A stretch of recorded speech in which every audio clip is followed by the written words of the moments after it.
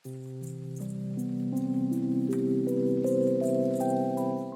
Everyone, welcome to the channel Mystic Tarot. ये monthly reading है। April का महीना स्टार्ट होने जा रहा है, तो उस दौरान सजिटेरियस, सन, मून और असेंडेंट लोगों के लिए मैं ये रीडिंग करने जा रही हूँ। मंथली रीडिंग्स जो होती हैं वो करियर और रिलेशनशिप बेस्ड होती हैं। मेरे पास उसी हिसाब से कार्ड्स जो हैं वो मौजूद हैं आपके लिए। एडवाइस के भी अलग-अलग कार्ड्स जो हैं वो मौजूद हैं। तो सबसे पहले मैं स्टार्ट लूँगी विद द रिलेशनशिप। ये याद रखिएगा कि ये रीडिंग जो है ये जनरल रीडिंग है, सो हो सकता है कि फुली या पार्शली रेजोनेट करे, और एक्यूरेसी का लेवल भी वेरी कर सकता है क्योंकि कलेक्टिव के लिए है। 100% अगर आपको अपने लिए रीडिंग चाहिए तो आप पर्सनल रीडिंग मेरे साथ बुक करा सकते हैं।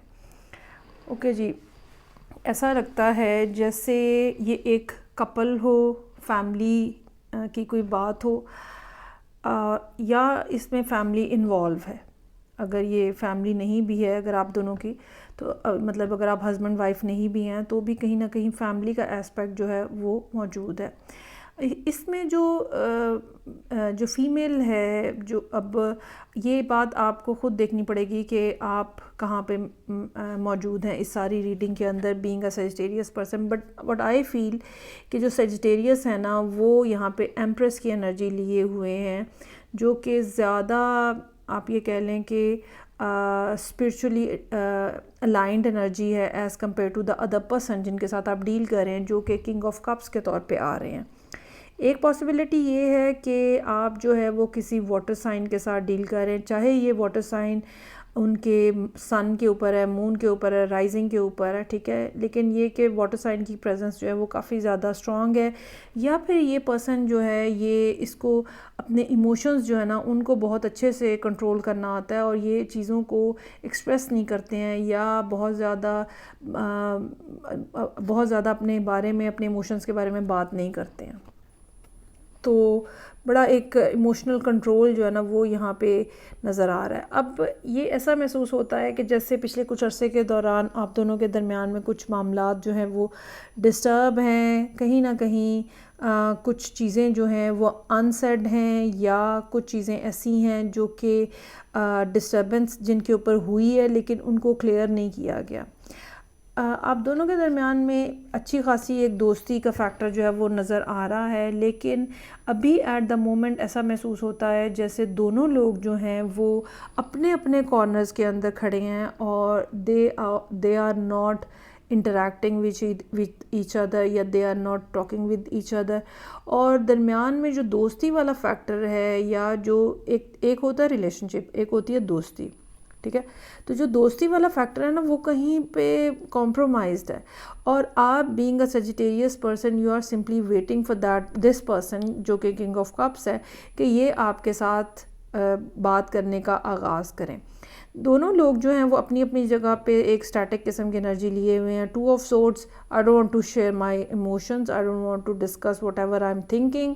और हैंगमैन का कार्ड है कि मुझे नहीं कोई भी बात करनी और मैं वेट करूँगा या करूँगी। तो दोनों लोग जो है ना वो इसी किस्म की सिचुएशन और इसी किस्म के माइंडसेट के अंदर हैं, और जो आप दोनों के दरमियान की एक ब्यूटी है रिलेशनशिप के, एक कॉन्फिडेंस है, एक सपोर्ट एक दूसरे के साथ जो थी, वो कहीं पे आपको लगता है कि ख़त्म होती जा रही है और चीज़ें जो है ना वो अब डेड एंड की तरफ जा रही हैं।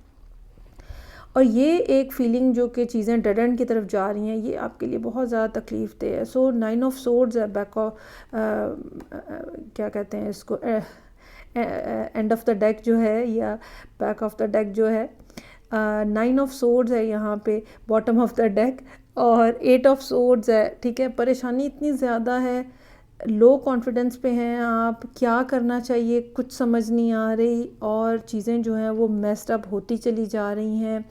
अच्छा, इसमें ये भी एक पॉसिबिलिटी हो सकती है कि एक तरफ आप बहुत ज़्यादा परेशान हैं, you are not able to sleep, दूसरी तरफ ये पर्सन हो सकता है जो कि दे आर नॉट अंडरस्टैंडिंग कि क्या एक्शन लेना चाहिए। हामिद का कार्ड भी, हम मतलब ये सारे कार्ड्स यहाँ पे ऐसे मौजूद हैं जो कि ये शो करते हैं कि लोग जो हैं, दो लोग एक दूसरे के साथ इन्वॉल्व हैं इस रिलेशनशिप में, वो अपनी अपनी जगह पे फंसे पड़े हैं, और जो बोले वो कुंडी खोले वाली पे कोई भी बोलने को तैयार नहीं है। एडवाइस के कार्ड्स यहाँ पे मेरे पास बहरहाल थोड़े अच्छे हैं, और वो ये कह रहे हैं कि a personal issue reaches resolution. 15 अप्रैल के बाद कुछ सिचुएशन इस किस्म की बन सकती है जहाँ पे जो चीज़ें हैं ना वो रेजोल्यूशन की तरफ जाएं, जो प्रॉब्लम है वो आप दोनों डिस्कस करने के ऊपर तैयार हो जाएं, ठीक है, मिड अप्रैल के बाद। और दूसरा कार्ड जो है वो मुझे ये कह रहा है your hard work is paying off. लेकिन इसमें ये बात याद रखिएगा कि जो भी पर्सन चाहता है कि ये झगड़ा ख़त्म हो उसको कोई ना कोई एक्शन लेना पड़ेगा, क्योंकि कोई एक तो एटलीस्ट स्टार्ट लेगा ना तो ही मसला हल होगा। तो चीज़ें हल हो सकती हैं, इट्स नॉट दैट कि भाई आप ये कोई डेड एंड पे पहुंच गए, ऐसा नहीं है। हाँ, एक बंद गली के अंदर ज़रूर हैं, ठीक है, और उस बंद गली से निकलने का तरीका जो है वो यही है कि एटलीस्ट कोई 1% यू टर्न लेके वापस आए, वो बातचीत को स्टार्टअप करे और तब फिर जो है चीज़ें रेजोल्यूशन की तरफ जाएंगी।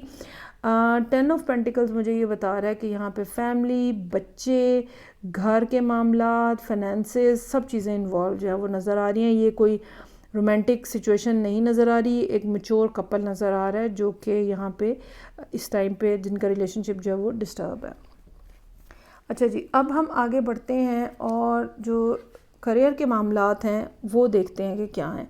ऐसा लगता है कि आपको ना पिछले कुछ अरसे के दौरान, इस साल के स्टार्ट में हो सकता है जब ये 2025 स्टार्ट हुआ है, या एंड ऑफ द ईयर पिछले साल, कोई नई अपॉर्चुनिटी आपके सामने आई जिसको या तो आपने लेट गो कर दिया या आपको मतलब कोई ना कोई रीज़न इस किस्म की बनी कि आपको वो छोड़नी पड़ी, और वो चीज़ आपके लिए जो है वो डिस्टर्बेंस बनी है। और अब आप जो है वो पिछले कुछ अरसे से दोबारा, ये ऐसा बाज़ दफ़ा क्या होता है कि कोई अपॉर्चुनिटी हमें आती है लेकिन हमारा लो कॉन्फिडेंस हमें वो एक्सेप्ट नहीं करने देता। हम कहते हैं हाय हम कैसे करेंगे, कब करेंगे, किस तरह से होगा, और उस दौरान वो सब सिचुएशन जो है वो वाइंड अप हो जाती है। और फिर हमें थोड़े अरसे के बाद जब हम ज़रा माइंड सेट चेंज होता है तो हम कहते हैं कि ओहो अब अगर ये अपॉर्चुनिटी मुझे दोबारा मिले तो I will never miss it. तो ये आपकी सिचुएशन यहाँ पे नज़र आ रही है कि जो भी चीज़ें आपके सामने आई हैं, कोई एक स्पेसिफ़िक चीज़ ज़रूर हो सकती है जिसको आपने मिस किया है, नाउ यू आर वेटिंग कि वो कब आएगी। और ये चीज़ जब तक, अच्छा इसमें मैं आपको ये भी बताना चाहूँगी कि बेहतर ये होगा कि आप लोगों से घुले मिलें, और दोस्त आपके या वो लोग जिनके साथ आपकी अच्छी उठक बैठक है उनके पास जाएं, उनके दरमियान में बैठें। घर में बंद होके बैठने से ये मसला हल नहीं होगा, ये मैं आपको बता दूं। यहाँ पे पहला जो एडवाइस का कार्ड है वो वुल्फ का कार्ड है कि आपको अपने इंस्टिंक्ट को तेज़ करना पड़ेगा। घर पे बैठ के चीज़ों के साथ बंद हो के, लोगों के साथ कम्युनिकेशन को ब्लॉक करके, किसी से बात नहीं कर रहे, अंदर ही अंदर गुम है कि कुछ खुद ही कुछ चमत्कार हो जाएगा, ऐसा नहीं होगा। You really need to get out from the house, लोगों से मिलें, चीज़ों को डिस्कस करें, अपने आप को ओपन करें नई बातें सुनने में, और नई चीज़ों को एक्सेप्ट करने के लिए अपने आप को ओपन करें, और इंस्टिंक्टिवली अलर्ट रहें जैसी कोई अपॉर्चुनिटी आए तो आप ताकि उसको दोबारा ग्रैब कर सकें। दूसरा कार्ड जो है वो रेनबो और ब्लेसिंग्स का कार्ड है। चीज़ें जो है ना वो तब्दील होने वाली हैं या तब्दील होने जा रही हैं, और ऐसा महसूस होता है जैसे बज़ाहिर जितना स्टैटिक अभी इस टाइम पे इन्वायरमेंट है, मुझे ये लगता है कि 29 मार्च का जो एक्लिप्स है वो आपके लिए बड़ी चेंजेस जो है वो ला सकता है, ख़ास तौर पे अगर आप सजिटेरियस राइजिंग है तो आपको चाहिए कि जिस भी पोजीशन के अंदर आप मौजूद हैं अपने आप को उस डिप्राइव्ड किस्म की पोजीशन से बाहर निकालें। ये मत सोचें कि बस मैं यहाँ पे मौजूद रहूँगा, बस ठीक है खुद जिसने आना है आ जाए, जो कुछ होना है हो जाए, ऐसा नहीं होगा। आपको एक्टिवली पार्टिसिपेट करना पड़ेगा चीज़ों के अंदर, लेकिन किस चीज़ में पार्टिसिपेट करना है वो आपको इंस्टिंक्टिवली डिसाइड करना पड़ेगा। सब कुछ फेस वैल्यू के ऊपर नहीं होगा। जहाँ पे आपकी गट फीलिंग कहे कि भाई आपको ये काम करना चाहिए या ये अपॉर्चुनिटी ग्रैब करनी चाहिए, वो करें, लेकिन ये कि ये अपॉर्चुनिटीज़ बड़ी तेज़ी से आएंगी और बहुत तेज़ी से निकल जाएंगी, ये बात याद रखिएगा। ये थी रीडिंग जो कि सजिटेरियस लोगों के लिए थी, सन, मून एंड असेंडेंट। फीडबैक का मुझे इंतज़ार रहेगा